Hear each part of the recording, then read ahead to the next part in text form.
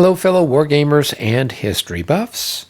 Today I have a special treat for us. This is an unboxing for the latest from Clash of Arms Games in their Battles of the Age of Reason series. This is the Battles for Quebec. And here we've got the box itself. It's about 8.5 by 11. It's about, it looks like it's about 2 inches deep. It's got a lovely cover here with what looks like maybe period art looking at the city of Quebec. And let's flip it over and see what's on the back. So here on the back, you're going to find images from the map, images of the counters, a brief description of what the different battles are, and then a list of the components. So that's about it. Let's crack it open and see what we've got inside. All right. So with the Battles of the Age of Reason series, they're using 2 10-sided dice. So we've got 2 10-sided dice here. Looks like we've got the rules and scenario book. And let's take a look at that and see what we have with all of this.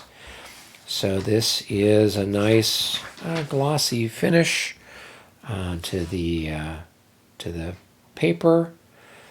We've got our information about the rules, terrain, so things that are specific to the scenarios here. And then we have our first scenario. And my understanding is there's at least 3 or more scenarios. One where the British are trying to take Quebec from the French, one where the French are trying to take Quebec back, and then one that happens during the American War of Independence, where the Americans under Benedict Arnold are trying to take the city from the British.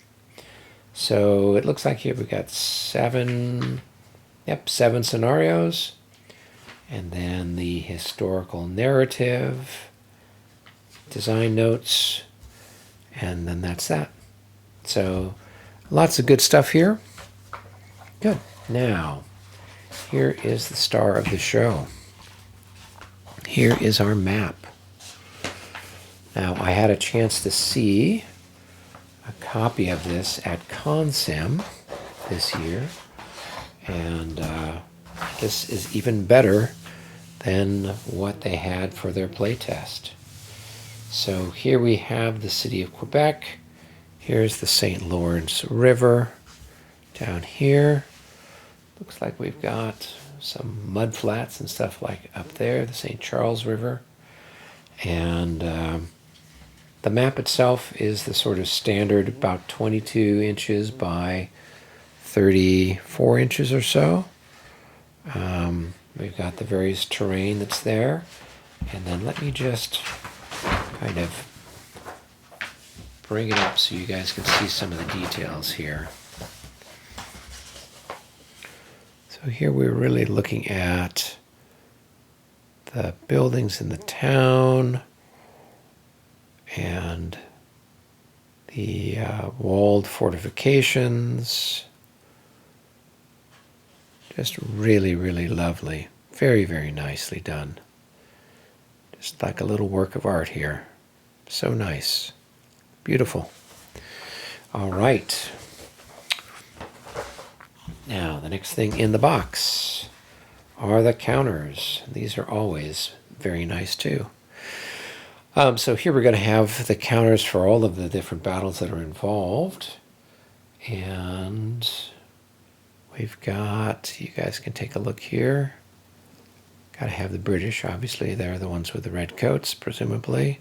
White coats are going to be the French. We might have various and sundry allies, Native Americans, or Canadian militia. And here we've got more troops. So really nice looking counters. And then, yep, more more stuff here. Some of these people have got to be the Americans from the American attack. I'm going to presume these are really small ones. I don't think the Americans had very many guys attacking Quebec. They had a really tough time getting there.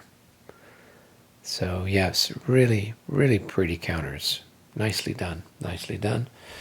And on the back then we've got all the different details.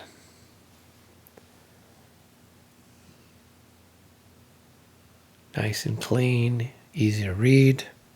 Very nice. All right, we've got what looks like an order of battle chart.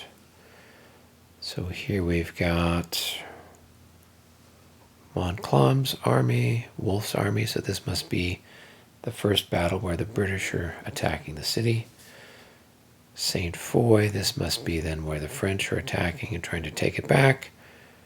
And then, yes, here American attackers, British defenders. So this must be then the Benedict Arnold's failed attempt to take the city. Very nice.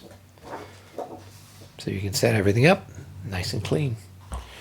All right, here we've got our special results tables and other things that are pertinent to the game. So we've got our combat table, fire table, various and sundry results. So these are all standard for the most part. What's going to be specific is your loss tables for the different scenarios.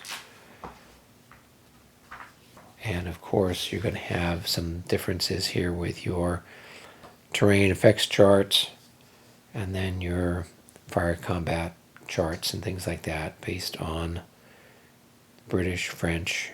I've got to presume that the Americans are similar to one or the other of those. Very cool. All right, next up in the box is a little advertisement for the primer. This is a little guide, kind of takes you through the rules, give you lots of examples of play. It's kind of a handy thing to have if you're going to be delving into the system.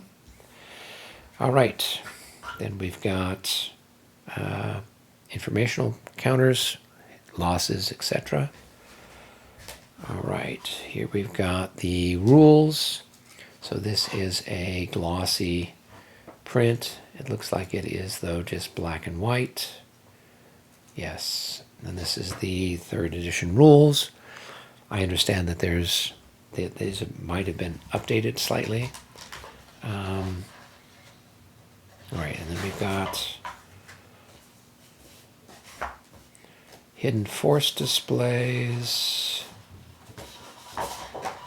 Okay, so there's got to be some part of the game where you keep your forces hidden. All right, then here we've got our chart for formation changes and diagrams.